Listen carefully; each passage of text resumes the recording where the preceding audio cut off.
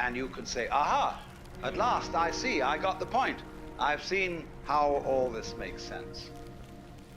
But what this insight depended upon was your overcoming the illusion that space separates things.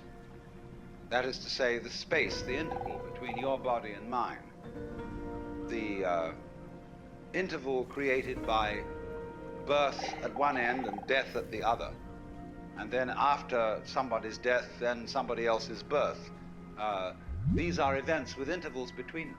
And normally we regard these intervals in time and these intervals in space as having no importance, no function. We tend to see the universe itself as really consisting in all the stars and galaxies. That's what it is, that's what we notice. But the space in which all this happens is sort of written off as something that isn't really there. But what one has to realize is that the space is an essential function of the things in the space. After all, you can't have separate stars unless there is a space around. Eliminate the space and you will see you couldn't have this phenomenon at all. And vice versa. You couldn't have the space. They wouldn't be there in any sense whatsoever if there weren't the bodies in it. So the bodies in the space and the space are two aspects of a single continuum. They're related together in exactly the same way as a back and a front. And you just don't get one without the other.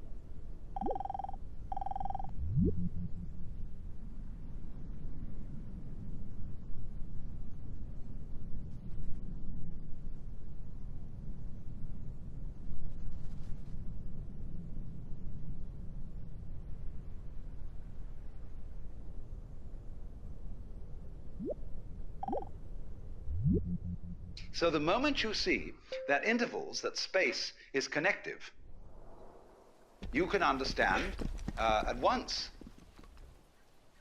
how you are not just to be exclusively defined as a flash of consciousness that occurs between two eternal darknesses. That you consider that in the darkness that comes before your birth, there was no you, and in the eternal darkness that follows your death, there is likewise no you. And I'm going to discuss these matters not by appealing to any special spooky knowledge, as if I had been traveling on the higher planes and knew all my previous incarnations and therefore could tell you authoritatively that you are much more than this individuality.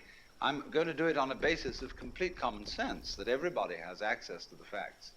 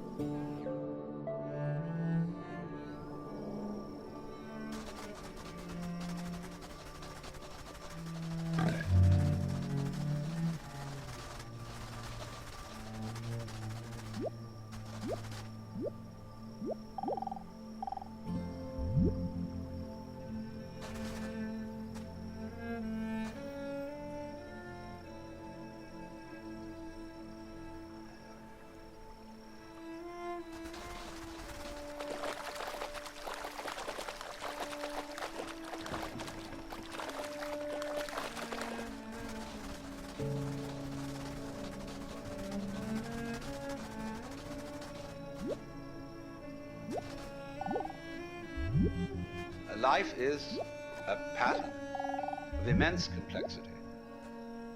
And what you call yourself as a living organism, say, I am my whole body at the very least. Now, what is that body? That body is recognizable, and I recognize my friends when I meet them again, and you recognize me. Although the last time any of you saw me, I was absolutely something entirely different from what I am now. Just as the flame of a candle is never a constant. A flame of a candle is a stream of hot gas. Only you say the flame of the candle as if it were a constant. Well, it is a recognizably constant pattern. But in exactly the same way, we are all constant patterns. And that's all we are. The only thing constant about us at all is the doing rather than the being. It's the way we behave, the way we dance. Only there's no we that dances. There's just the dancing. There is no thing that whirlpools. There is the whirlpool. And in the same way, each one of us is a very, very delightfully complex undulation of the energy of the whole universe.